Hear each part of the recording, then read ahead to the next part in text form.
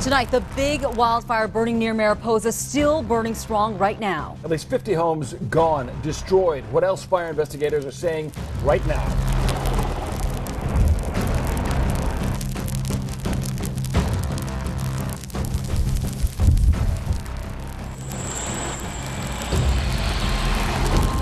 The town of Mariposa is still a ghost town tonight, but the Detweiler fire is moving. Coming up, I'll show you where it's going and what fire crews are up against. I went up and checked them out, and it was still burning. I mean, there were sheds burning, there was fire all around me. That guy coming across a bunch of llamas stuck in a pen and knew he just had to step in. We'll explain what he did to help them. Plus, a number of wildfires pouring smoke all across the valley, causing the air quality alert to be extended. Those stories and more right now. You're watching Fox 26, your hometown news connection. And now, Fox 26 News at 10 o'clock. And welcome to the Dickey's Barbecue Pit Sports Desk. In last week's In Your Backyard segment, Fox 26, our hometown sports connection anchor Nick King showed us a great day hike in Yosemite. Tonight, Nick shows us Yosemite-esque scenery without the crowds and even closer to Fresno. Here is In Your Backyard.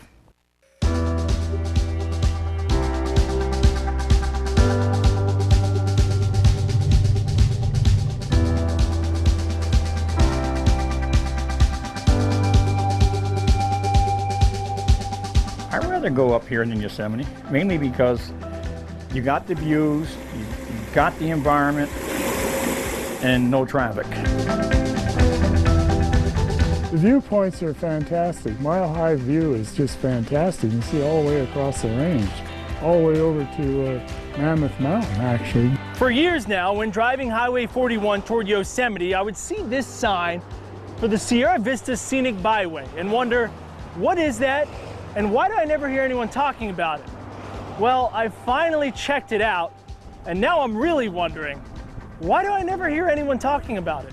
A byway is a side road, a less traveled, typically slower option. In this case, slow is exactly what you're looking for, because the drive is the destination.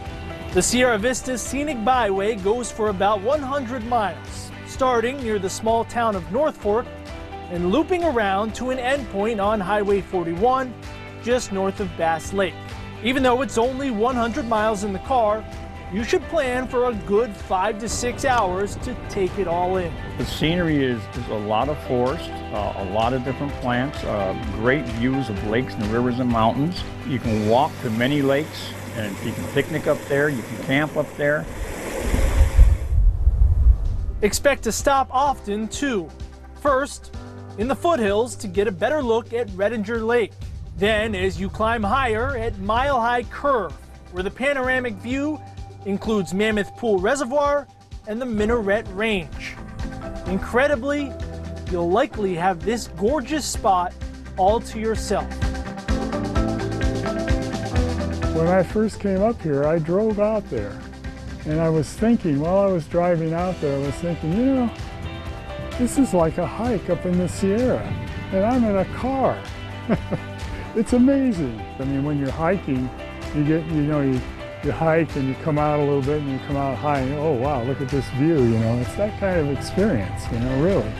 Continuing on the byway, you'll soon come across meadows, still flush with wildflowers, even in early July. They make a great picnic spot for lunch. Eventually, an oddity called Globe Rock. It actually sits on a pedestal like someone placed it there. There is so much to see up there. I mean, you can come up, I've done it many times and seen new things every time I go up. 2 more highlights await near the finish, both short hikes. Fresno Dome is only a half mile from the parking lot, and while it is an uphill trek, there's still not much effort required to reach the top and feel like you're king of the world. Nearby is Nelder Grove. You'll want to head to the Shadow of the Giants Trail for a 1-mile self-guided tour. In less than an hour, learn all about the history of giant sequoia trees. These are also some of the world's largest trees, the type of thing typically reserved for a national park. But again, there's a good chance you'll have complete peace and quiet. And isn't that the beauty of the entire Sierra Vista Scenic Byway? Just enjoy yourself immensely. Just get lost in nature, which is really kind of a nice thing to do. Better than meditation, how's that? The Sierra Vista Scenic Byway is almost all paved road and passable for even a small car. But there are no gas stations and only 2 places to stop for food or water. So load up in North Fork, the exact center of California.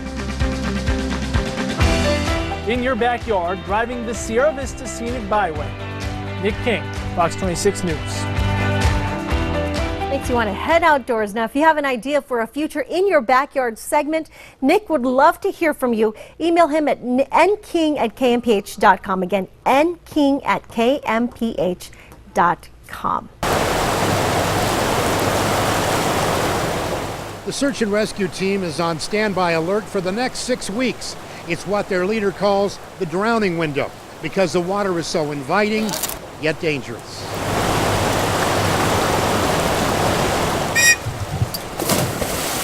The Merced River that runs through Yosemite National Park is a mighty force in May.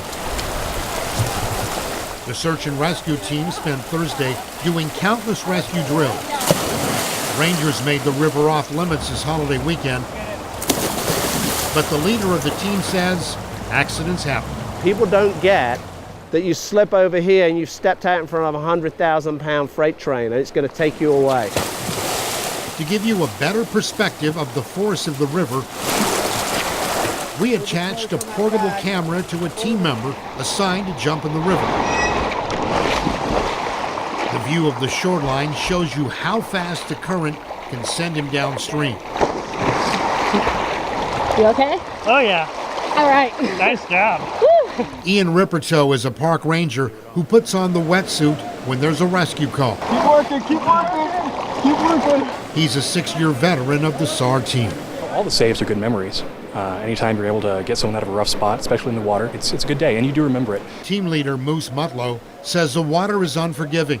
If you wind up in the drink, here's how to get out alive. And focus on your breathing. Come up and get a clean, fresh breath of air so you don't have to fight the choking effect of taking a mouthful of water. Then look to actually get you in position so you're angled downstream with your feet up and look downstream and think, where can I get out? Sadly, Mutlow says 2/3 of the water rescues he's gone on have ended in drownings. But team members remain optimistic, practicing refresher skills and reinforcing technique so they're ready for the next 911 call. In Yosemite, Rich Rodriguez, Fox 26 News.